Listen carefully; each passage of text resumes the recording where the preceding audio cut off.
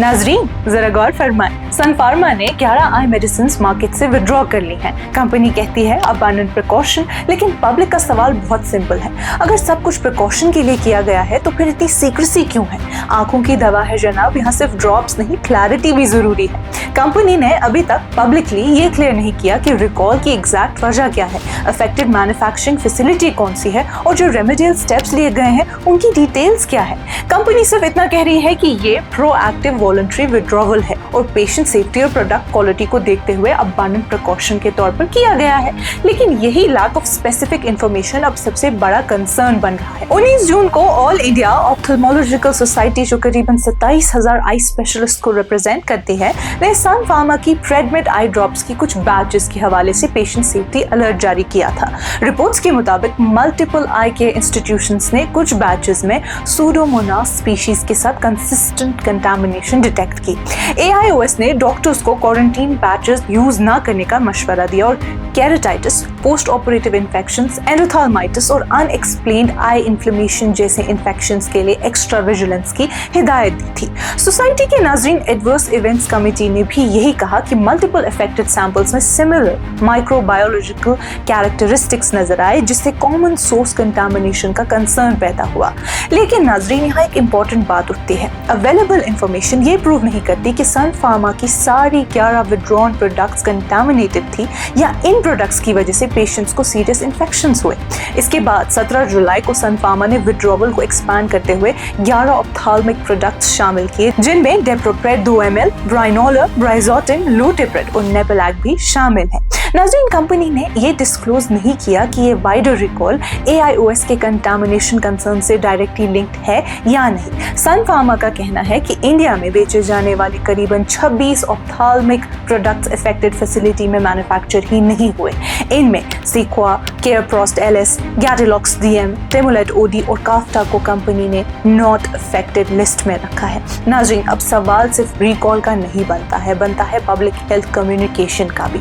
और सबसे इंपॉर्टेंट सवाल, जो आई ड्रॉप्स पहले ही पेशेंट्स खरीद चुके हैं, क्लिनिक्स में डिस्पेंस हो चुके हैं या हॉस्पिटल्स में स्टॉक्ड हैं, उनका क्या? एक्सपर्ट्स का कहना है कि information ophthalmologists, hospital administrators, stores, nurses और पेशेंट्स तक वाइडली पहुंचानी चाहिए। जो पेशेंट्स अफेक्टेड प्रोडक्ट्स यूज कर चुके हैं, उनसे एडवर्स रिएक्शंस के बारे में कंटैक्ट करके रिपोर्टिंग होनी चाहिए। अगर कैजुअल लिंक एस्टैब्लिश होता है तो कॉम्पनसेशन और रेगुलेटरी इन्वेस्टिगेशन भी जरूरी होगी।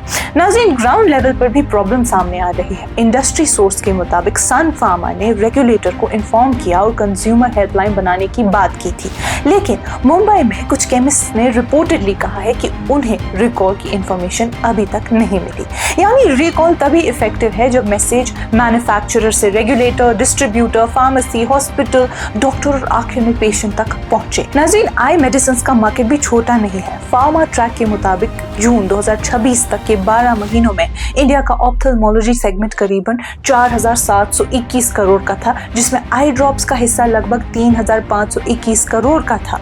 और ये कंसर्न पहली बार नहीं है। 2023 में यूएस में इंडियन मैन्युफैक्चरर्स के आई ड्रॉप रिकॉल्स भी हुए थे। केलिच हेल्थ केयर ने नवंबर 2023 में 27 आई ड्रॉप प्रोडक्ट्स रिकॉल किए थे, जब US FDA ने अनसैनिटरी कंडीशंस फ्लैग की थी। फरवरी 2023 में Chennai based global pharma health care ने आर्टिफिशियल टेयर्स रिकॉल किए थे, जिसके बाद ड्रग रेजिस्टेंट इन्फेक्शंस के पॉसिबल लिंक्स की इन्वेस्टिगेशंस हुई। लेकिन नाज़रीन, पुराने केसेस का सन फार्मा के करंट रिकॉल से कोई एस्टैब्लिश कनेक्शन नहीं है। हाँ, ये जरूर दिखाते हैं कि आई मेडिसिन में स्टेरिलिटी, मैन्युफैक्चरिंग कंडीशंस और ट्रांसपेरेंसी कितनी क्रिटिकल है। पैनिक की जरूरत नहीं है नाज़रीन, लेकिन एहतियात जरूरी है। अगर आपके पास रिकॉल प्रोडक्ट या क्वारंटीन पैच है तो उसे कंटिन्यू ना करें जब तक ऑप्थेल्मोलॉजिस्ट, फार्मासिस्ट या रेलेवेंट रेगुलेटरी हेल्पलाइन से कंफर्म ना कर लें। अब नाज़रीन, सबकी नजर कंपनी और रेगुलेटर्स पर है।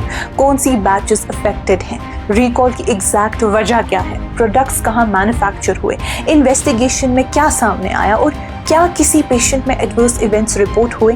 फिलहाल नाज़रीन, सन फार्मा ने मेडिसिन वापस बुला ली है, लेकिन ट्रांसपेरेंसी का सवाल अभी भी मार्केट में अवेलेबल है।